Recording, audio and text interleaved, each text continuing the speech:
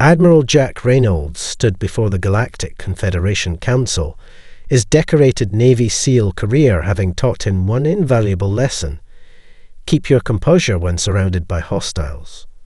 Right now, facing the towering alien representatives in their ornate chamber, he needed every ounce of that training. As you can see from the specifications, he continued, his weathered face remaining professional despite the growing chorus of translator-filtered chuckles. Earth's rapid response fleet consists of vessels averaging 300 meters in length, with 300 meters. The Centaurian High Commander's translator barely managed to contain his bark of amusement. His massive four-armed frame shook with mirth. My personal yacht is larger than your warships, human. Reynolds had expected this reaction. Hell, he'd counted on it. The holographic display above the central podium showed Earth's newest vessel, the US Wasp, rotating slowly in pristine detail. Next to the standard Confederation dreadnought scaled for comparison, it looked like a minnow swimming beside a whale. The chamber's architecture didn't help matters. Designed to accommodate species of all sizes, its soaring crystal spires and massive archways made even the largest alien representatives feel at home. Reynolds, standing at his modest 6'2", felt like a child who'd wandered into a giant's cathedral. If the human delegation is finished wasting our time, rumbled Ambassador Cathax of the Dracarian Empire, his scaled ridge crest flaring with irritation, we have actual defensive strategies to discuss. The Zoraxian threat approaches the outer rim as we speak. Reynolds tapped his datapad, changing the holographic display. Speaking of the Zoraxians, our analysis of their recent engagements suggests. Analysis. This time it was the Proximon representative, their bioluminescent tendrils pulsing with dismissive patterns. Humanity has been spacefaring for barely 2 centuries. What could you possibly teach us about interstellar warfare? More laughter rippled through the chamber. Reynolds noticed only one figure not participating in the mockery, the Arctuvian ambassador. The crystalline being's faceted surface caught the chamber's light as they studied the holographic display with unmistakable interest. Our smaller ships offer advantages in maneuverability, resource efficiency, and Reynolds pressed on, but the Centaurian High Commander raised all 4 arms for silence. Enough. The Confederation appreciates Earth's enthusiasm, he said, managing to make the words sound like an insult. But this is not a game. The Zoraxian Empire has already consumed 3 star systems. Their energy weapons can slice through our strongest shields. We need real warships, not these toys. Reynolds felt his jaw tighten, but maintained his diplomatic smile.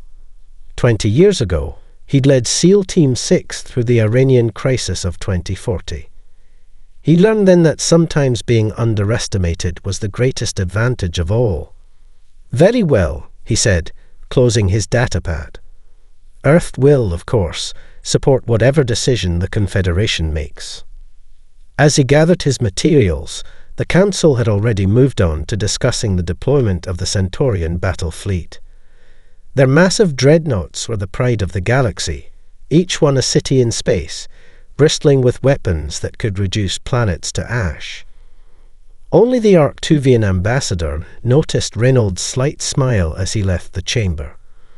Only they caught the glint in his eye that spoke of secrets held in reserve. Back in the human embassy, Reynolds found a message waiting from Luna Command. The Zoraxians had just breached the outer rim's primary defense line.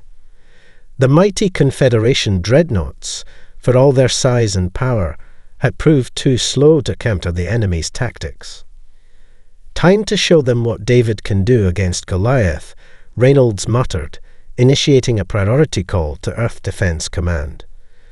The real game was about to begin, and humanity had been practicing with a different rulebook altogether. After all, Sometimes the biggest laugh comes from the smallest warrior. Commander Maya Williams burst into the Luna Base Command Center, her boots magnetic locking to the steel floor with each stride. The holographic display dominating the room painted her face in the harsh red of emergency alerts. "Sir, new Saturn colony has gone dark," she reported, joining Admiral Reynolds at the tactical station. The Zoraxian fleet just tore through the Centaurian defense line, like it wasn't even there. Reynolds studied the real-time footage streaming from the battlefield. The massive Confederation dreadnoughts, each one over 3 kilometers long, moved through space like majestic whales. Their energy shields sparkled under Zoraxian fire, beautiful, right up until they failed catastrophically. "Play that sequence again," he ordered, pointing to a particular engagement. "Focus on the Zoraxian targeting patterns." The scene replayed. A Centaurian flagship, the pride of Proxima, attempting to bring its main guns to bear on an approaching Zoraxian vessel. The massive ship's turning radius was enormous, requiring careful thrust calculations to avoid straining its artificial gravity fields. In the time it took to reposition, 3 Zoraxian cruisers had already flanked it. "They're fighting tomorrow's war with yesterday's thinking," Reynolds muttered, his weathered face illuminated by another explosion. "Look at those energy weapon signatures, Maya. They're calibrated for capital ships. Anything smaller would barely register on their targeting systems." "Like our ships," Williams said, realization dawning in her eyes. "Exactly like our ships." Reynolds allowed himself a grim smile. "The Confederation built spacefaring cities. We built spacefaring fighter jets." A priority alert cut through their conversation. The holographic display shifted to show the Arctuvian ambassador, their crystalline form-refracting emergency lights. Admiral Reynolds, the ambassador's translator, rendered their harmonics into English. "The Council requests your immediate presence. The Zoraxian advance is unprecedented." "With all due respect, Ambassador," Reynolds replied, already typing commands into his console, "we're done with meetings. The 7th Terran Fast Response Fleet is deploying as we speak." Without Council approval, the ambassador's crystalline surface rippled with concern. "Sometimes it's better to ask forgiveness than permission." Reynolds looked up from his console, especially when there might not be anyone left to ask forgiveness from. The ambassador was silent for a moment, then their surface smoothed in what Reynolds had learned was their equivalent of a nod. "The Council may not approve, but good hunting, Admiral." As the transmission ended, Williams pulled up the fleet deployment grid. 12 ships, each one a masterpiece of human engineering, moved into formation. The U.S. Wasp, Reynolds' flagship, led the arrow-shaped configuration. "All ships reporting ready, sir," Williams announced. "The Zoraxians will reach the Epsilon sector in approximately 6 hours." Reynolds opened a channel to the fleet. The faces of his commanders appeared around him, each one a veteran of Earth's special forces. People used to being outgunned, outmanned, but never outfought. "Ladies and gentlemen," he began, his voice carrying the weight of 2 decades of combat experience, "the Confederation thinks our ships are too small to make a difference.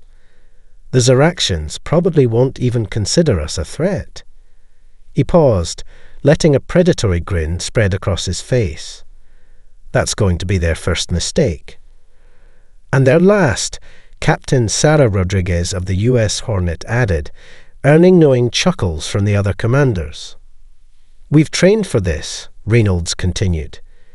"Every simulation, every drill, every crazy maneuver that made the Confederation observers sick just watching. Now we show them why humanity didn't build bigger ships. We built better ones." The commanders nodded, their expressions matching his determination. "Set course for the Epsilon sector," Reynolds ordered.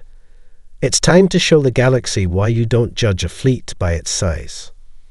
As the human ships accelerated toward their confrontation with destiny, Reynolds watched their formation on the tactical display.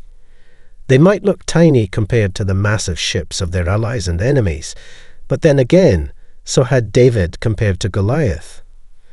And everyone remembered how that story ended. Multiple Zoraxian signatures detected. Lieutenant Carlos Rodriguez announced from his sensor station aboard the US Wasp. 5 capital ships, each measuring approximately 2 kilometers in length. Admiral Reynolds leaned forward in his command chair, studying the tactical overlay. The Epsilon sector spread before them. A sparse battlefield dotted with asteroid fields and the pale blue light of its distant sun. Perfect hunting grounds for smaller, more agile ships. "Show me their formation," he ordered. The holographic display zoomed in, revealing the Zoraxian battle group's arrowhead configuration. Their massive vessels moved with the arrogance of apex predators, energy weapons already charging with that distinctive purple glow Earth's intelligence had noted. "Sir," Commander Williams spoke up from her exo station. "They're broadcasting on all frequencies. Audio only." Reynolds nodded. "Let's hear what they have to say." The bridge speakers crackled with the translated voice of the Zoraxian commander, a sound like grinding metal mixed with hissing steam. "Attention, human vessels.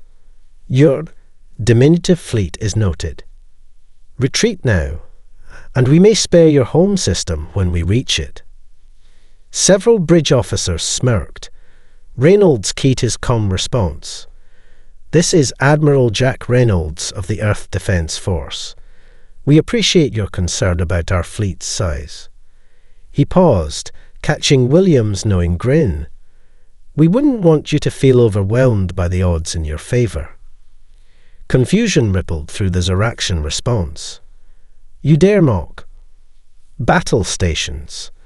Reynolds cut off the transmission, his voice shifting to pure command mode. "Initialize Operation Mosquito. All ships. Execute attack pattern Delta 6. The bridge transformed as officers snapped to their duties. The US Wasp and her sister ships broke formation, each vessel moving independently yet in perfect coordination. Years of drilling unconventional tactics were about to pay off. "Sir, the Zoraxians are charging their main weapon arrays," Rodriguez reported. "Energy signatures suggest they're preparing a full broadside." "Exactly as expected," Reynolds smiled. "They're used to capital ship engagements, broadsides, energy weapon batteries, and shield walls. Time to show them how Earth fights. Execute micro-jump sequence." The human fleet vanished in 12 simultaneous flashes of light, reappearing scattered across the battlefield. The Zoraxian energy weapons discharged, their purple beams slicing through empty space where the Earth ships had been moments before. "All ships, initiate attack runs," Reynolds commanded. "Remember your training. They can't hit what they can't predict." The US Wasp dove toward the nearest Zoraxian vessel, its smaller size allowing it to accelerate and maneuver in ways that would tear a larger ship apart. The other human vessels followed suit, each choosing their targets. "They're trying to track us with their targeting systems," Williams reported, her hands dancing across her tactical display. "But their computers are calibrated for capital ships. We're literally too small and fast for their automated systems." Reynolds watched as his fleet executed maneuvers that would make Top Gun pilots proud. The US Hornet skimmed along a Zoraxian dreadnought's hull, so close that the enemy's energy shields couldn't differentiate it from their own ship. The US Striker used an asteroid's gravity well to slingshot itself into an impossible attack angle. Multiple impacts confirmed, Rodriguez called out. Our kinetic penetrators are bypassing their shields. They are not calibrated for projectiles this small. The bridge crew watched as their unconventional weapons, essentially refined versions of traditional naval armor-piercing rounds, punched through the Zoraxians' energy screens. The enemy had expected energy weapons and had defended accordingly. They weren't prepared for humanity's primitive but devastatingly effective projectile technology. Status report, Reynolds demanded as the Wasp completed its attack run. 3 enemy vessels showing critical damage. Williams responded, triumph in her voice. They've never faced anything like this. Their formations are breaking. Reynolds allowed himself a moment of satisfaction. The mighty Zoraxian fleet, terror of the Confederation, was being undone by ships they had dismissed as insignificant. All ships, form up for secondary assault pattern, he ordered. Let's remind the galaxy that humanity wrote the book on asymmetric warfare. The battle was far from over, but David had just landed his first stone. Admiral, we've got a problem. Commander Williams' voice cut through the post-battle damage reports. Long-range sensors are picking up Zoraxian reinforcements. A lot of them. Reynolds studied the tactical display as new signatures bloomed across it like deadly flowers. 15 capital ships, each one larger than the last group. The Epsilon sector's pale blue star cast long shadows across the debris field of their previous engagement, a victory that now felt disappointingly short-lived. They've adapted their formation, Rodriguez noted from his station. Tighter grouping, overlapping shield matrices. They're not underestimating us anymore. Good. Reynolds' response drew surprised looks from his bridge crew. That means they're scared, and scared enemies make predictable enemies. He pulled up the sector's gravitational map, his eyes scanning the complex web of forces between the system's 3 gas giants and their numerous moons. A plan began forming, one that would have his old flight instructors either cheering or having heart attacks. Connect me to all ships, he ordered, rising from his command chair. As the officers' faces appeared on the surrounding screens, he allowed himself a grim smile. Ladies and gentlemen, who remembers their orbital mechanics? Captain Sarah Rodriguez of the U.S. Hornet groaned. Sir, please tell me we're not about to attempt the Newton maneuver. The simulations had a 47% survival rate. The simulations didn't have Zoraxian battleships trying to kill us, Reynolds countered. Besides, those numbers improved significantly after we adjusted for the gravitational constants. To 51%, Williams muttered, but she was already inputting the preliminary calculations. Reynolds addressed his fleet. The enemy expects us to either retreat or launch another direct assault. Instead, we're going to use this system's gravity wells to slingshot our ships at velocities their targeting systems can't handle. We'll effectively be throwing ourselves around the gas giants like bullets in a cosmic game of pool. He highlighted key positions on their tactical displays. The US Wasp will lead the first run past Epsilon 2's largest moon. Its gravity, combined with our engines at full burn, will accelerate us to speeds that will make their energy weapons useless. They simply can't track targets moving that fast. The rest of you will follow in staggered intervals, using our wake to minimize gravitational stress on your hulls. And if their computers do manage to calculate our trajectory? Captain Chen of the USS Stryker asked. Then we use the second gas giant's irregularly orbiting moons to randomize our exit vectors, Reynolds explained. No computer in the galaxy can accurately predict the gravitational interactions of 37 moons in real time, not even ours. The bridge fell silent as the implications sank in. They would be flying partially blind, relying on instinct and split-second decisions as much as their instruments. "This is insanity," Rodriguez said finally. "Complete madness." She grinned. "I love it." "Sir," Williams interrupted, "Zoraxian fleet is approaching weapons range. They're charging weapons." Reynolds returned to his chair, strapping in. "All ships, battle formations. Remember your training, trust your instincts, and for God's sake, don't try to fight the gravity. Use it." The human fleet moved as one, accelerating toward the first gas giant. On their tactical displays, the massive Zoraxian ships adjusted course to intercept, exactly as planned. "Sir," Rodriguez's voice crackled over the comm, "permission to quote Newton's third law as we do this." "Granted," Reynolds laughed, watching the distance to Epsilon 2's largest moon rapidly decrease. "But make it quick. We're about to be too busy for physics lessons."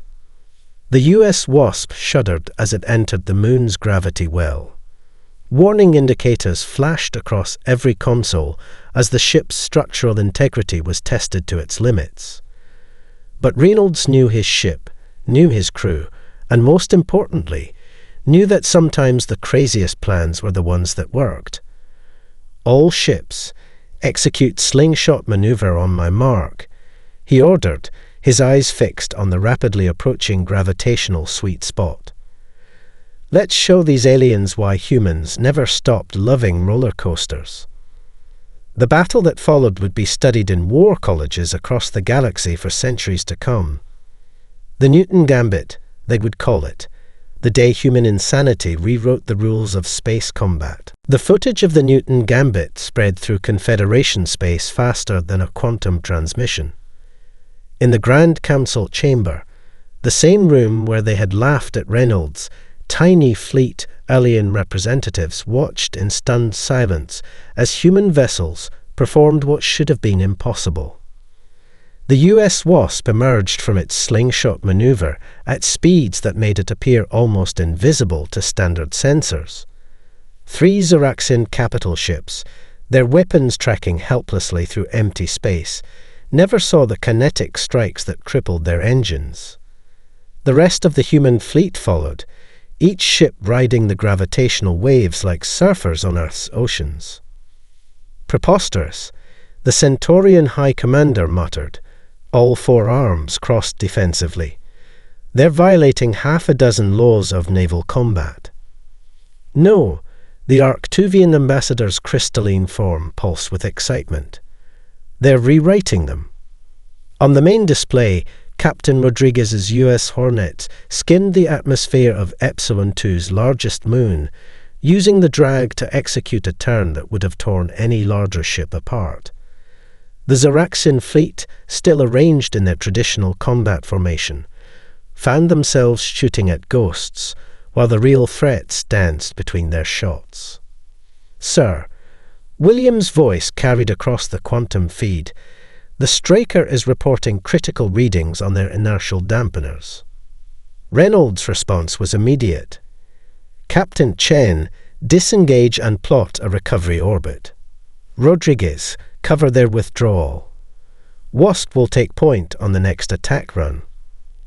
The US Straker pulled away, its maneuver looking more like a fighter jet's banking turn than anything a spacecraft should accomplish. 2 Zoraxian vessels moved to pursue, falling perfectly into the trap. "Now," Reynolds ordered. The US Wasp dropped from its higher orbit, using the combined gravity of 2 moons to accelerate to attack velocity. The kinetic penetrators, now moving at speeds that made them nearly as devastating as antimatter torpedoes, struck with surgical precision. The Zoraxian ship's shields, designed to disperse energy weapons, might as well have been tissue paper. Confederation Council, Reynolds' voice filled the chamber as he transmitted during the battle. "I hope you're watching carefully, because this is just the beginning of what humanity can offer in this war." The Arctuvian ambassador moved to the center of the chamber, their crystalline form refracting light in patterns that demanded attention. The human admiral is correct. We have been fighting space battles as if we were still commanding ancient sea vessels. A pause as the translator searched for the right words. They fight like their planet's birds of prey. On the display, the battle entered its final phase. The remaining Zoraxian ships, unable to adapt to the revolutionary tactics, began a disorganized retreat. Their mighty weapons, capable of reducing planets to ash, proved useless against targets they couldn't hit. These tactics, Approximum representatives' bioluminescent patterns showed agitation. They cannot be replicated. Our ships can be modified. The Arctuvian cut in. The humans have offered us their ship designs before. We laughed. They offered us their tactical doctrines. We mocked them. Now they offer us victory against an enemy we thought invincible. Their crystalline surface rippled with what the other representatives recognized as determination. I move that we immediately request human assistance in adapting our fleets. The chamber erupted in discussion. On the main display, the last Zoraxian vessel vanished into FTO, leaving behind a battlefield that would become legendary. Admiral Reynolds, the Confederation Council chief's voice, carried over the general commotion. Your unorthodox tactics have proven most effective. The Council formally requests Earth's assistance in modernizing our combat doctrine. Reynolds' response was transmitted from his still maneuvering ship. Happy to help. But first, we have a war to win, and I think it's time we took the fight to them. The chamber, once filled with mockery, now buzzed with anticipation. The galaxy was changing, and humanity, the newcomers, the upstarts, the builders of tiny ships, were leading the charge. Sometimes the biggest paradigm shifts come in the smallest packages. Mars Combat Training Facility, 3 weeks after the Newton Gambit, looked more like a circus than a military installation. Massive Centaurian officers squeezed into human-sized simulator pods, their 4 arms struggling with controls designed for 2. Crystalline Arctuvian commanders hovered near holographic displays, their surfaces flickering with confusion patterns as they studied Terran attack formations. No. Reynolds paced in front of the assembled alien officers, his patience wearing thin. You're still thinking like battleship captains. These aren't cargo haulers we're flying. They're spaceborne fighters. You need to feel the ship as an extension of yourself. Approximum Commander's bioluminescent patterns flashed in frustration. Our species has commanded space fleets for 10,000 years, Admiral. Perhaps your methods only work for humans. Reynolds stopped pacing. Computer, display historical footage. Earth, World War II, Battle of Midway.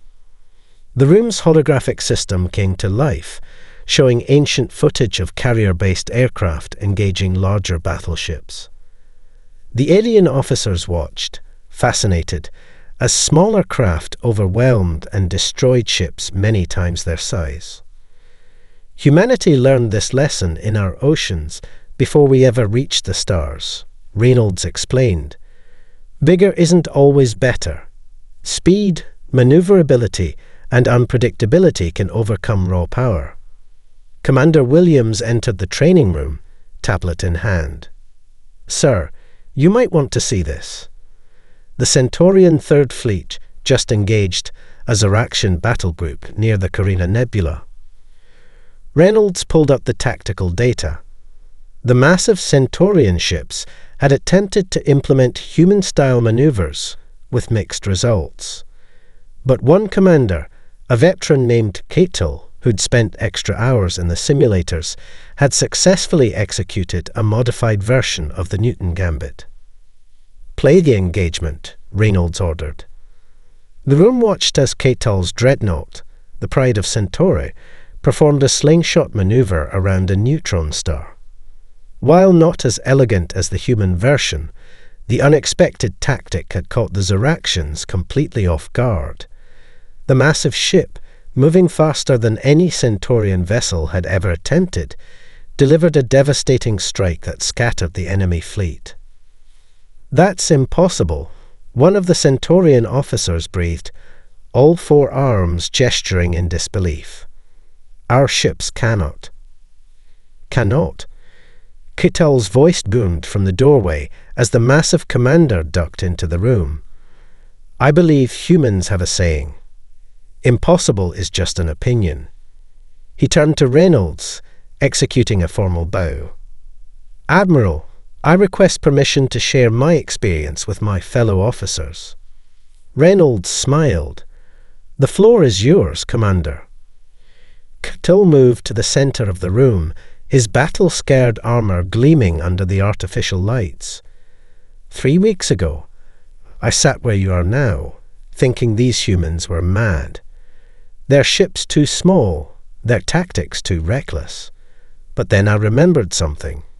Before we Centaurians built city-sized ships, we too were warriors who valued skill over size. He activated his personal holoprojector, showing his recent battle. Yes, our ships are larger. Yes, they cannot match human maneuverability. But by applying their principles, using gravity as a weapon, treating space itself as an ally rather than just a void, we can adapt. We can evolve.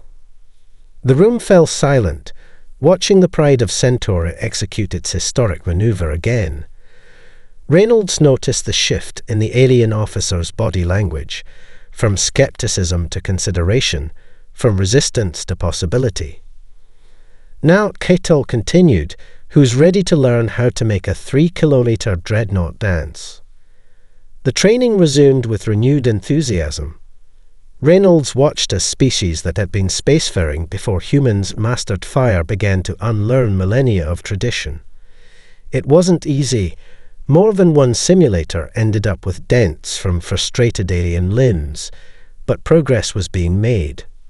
"Sir," Williams spoke quietly, showing him another report. "The Zoraxians are pulling back from 3 more sectors. They're adapting their strategies, but they can't adapt their ships fast enough." Reynolds nodded. "They built their fleet for the war they knew. We're teaching the galaxy how to fight the war they never saw coming." In the simulators, the future of space combat was being rewritten, one impossible maneuver at a time. The combined fleet dropped out of FTL on the edge of Zoraxian space, a sight unprecedented in galactic history. Massive Centaurian dreadnoughts flew alongside sleek human vessels, while Arctuvian crystalline ships and Proximan biocruisers maintained formation. At its heart, the US WASP led the charge, Admiral Reynolds standing at the command center of not just Earth's fleet, but the greatest armada the Confederation had ever assembled. "All ships reporting ready, sir," Williams announced, her voice tight with pre-battle tension. "The Zoraxians have detected our arrival. They're mobilizing their home defense fleet." Reynolds studied the tactical display. The enemy was arraying their forces in a classic defensive sphere around their core systems, exactly as expected.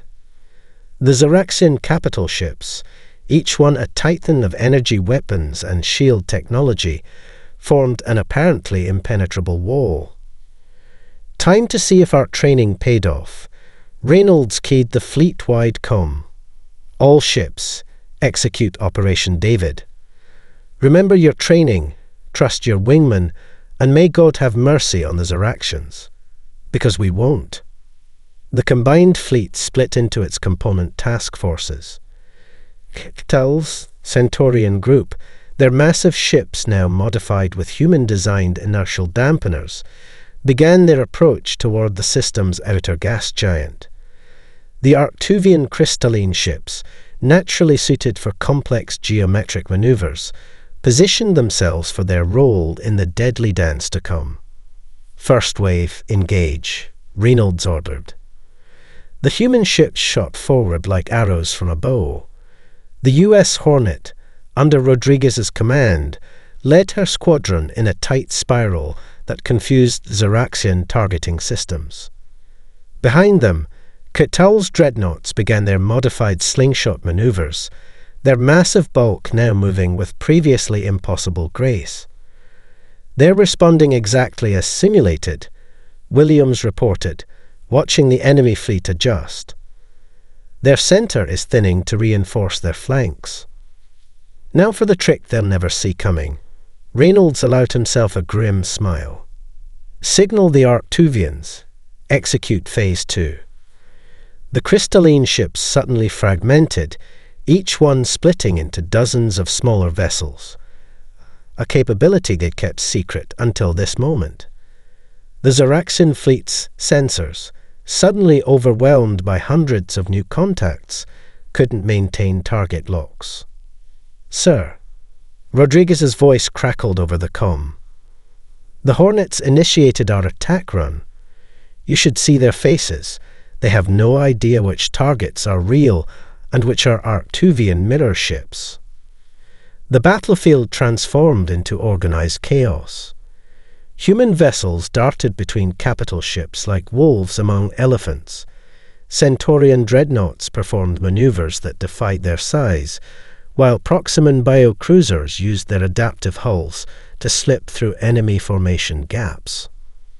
Multiple Zaraxian ships displaying critical damage, Williams called out. "Their command and control is breaking down. They can't coordinate their defense against so many different attack styles." Reynolds watched as years of training and preparation paid off. The Zaraxians, masters of conventional space warfare, found themselves facing an enemy that refused to fight conventionally. Every time they adapted to one threat, 3 more appeared from unexpected vectors. U.S. Striker reporting critical hit on their flagship. Chen's voice rang with triumph. Their central command hub is exposed. This was the moment Reynolds had planned for. All ships converge on target Alpha. Time to cut off the head of the snake. The combined fleet moved as one, every species contributing their unique strengths to the assault. Human ships provided precision strikes. Centaurian dreadnoughts delivered overwhelming firepower. Arctuvian fragments confused enemy targeting, and Proximan vessels absorbed and redirected enemy fire. "Sir," Williams looked up from her console, her eyes wide. "They're broadcasting on all frequencies.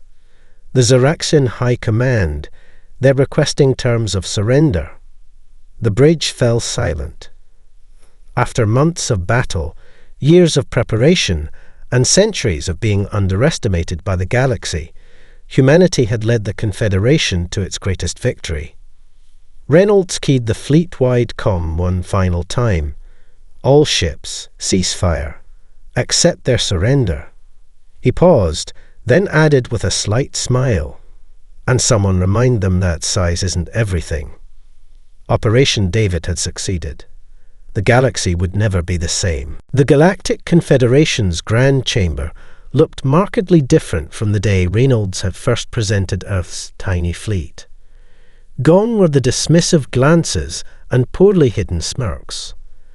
Now, representatives from every major spacefaring civilization stood at attention as Admiral Jack Reynolds approached the central podium. The room's massive holographic display showed the combined fleet in formation around Earth, a testament to the new era of galactic warfare.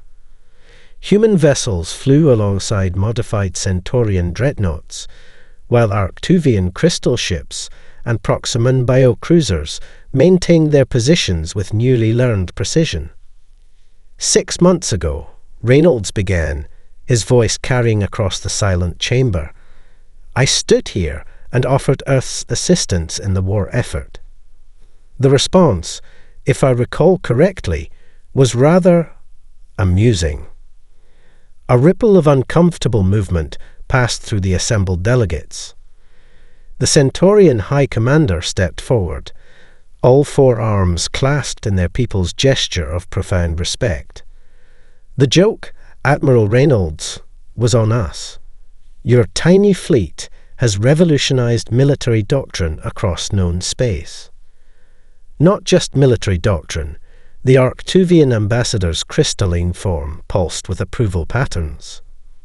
The principles you've taught us, adaptation, innovation, thinking beyond size and tradition, they're reshaping our entire approach to technological development. Reynolds nodded toward the tactical displays showing the new combined fleet designs. Every major species had begun producing smaller, more agile vessels while adapting their existing ships with human-inspired modifications. Even the Zoraxians, now bound by peace treaties, had requested technical advisors for their naval reconstruction. Commander Williams, standing at attention beside the podium, couldn't help but smile as she remembered the journey. "Sir," she whispered, "should we show them the new designs?" "I think they're ready," Reynolds replied, activating his datapad. The chamber's holographic display shifted to show Earth's latest contribution to galactic defense, the Confederation Fast Response Force. The assembled representatives leaned forward as Reynolds detailed the specifications.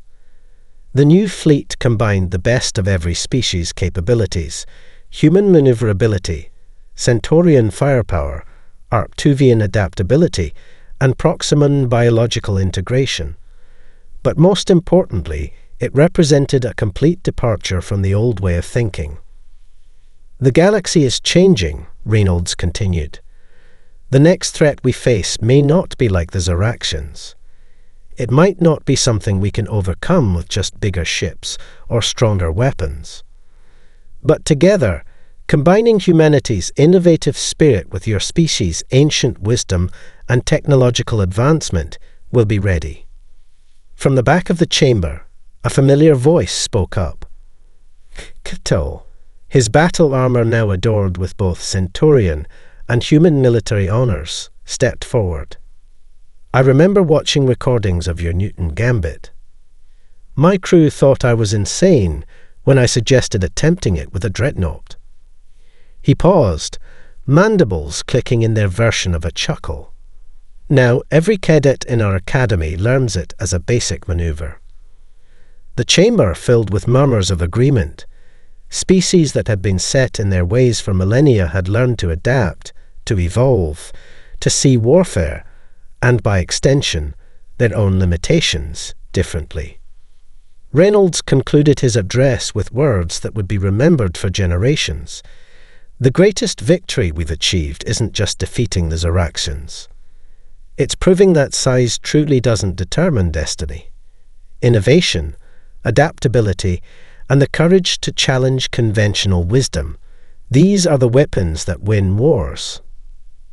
As the chamber erupted in applause, Williams handed Reynolds a datapad showing the latest reports. The combined fleet exercises were exceeding all expectations. Species that once laughed at human ships were now eagerly adopting their tactics, while adding their own innovations to the mix. "Not bad for a tiny fleet," she said quietly. Reynolds watched as the chamber's representatives mingled, former rivals now united in their appreciation of humanity's contribution. The galaxy had learned an important lesson. Never judge a species by the size of their ships, but by the size of their ideas. Sometimes the smallest changes create the biggest ripples across the cosmos. And humanity, once dismissed as newcomers with undersized vessels, had created a tsunami that would reshape galactic civilization for centuries to come. The laughter had stopped. The respect was earned, and the stars themselves seemed a little brighter for it.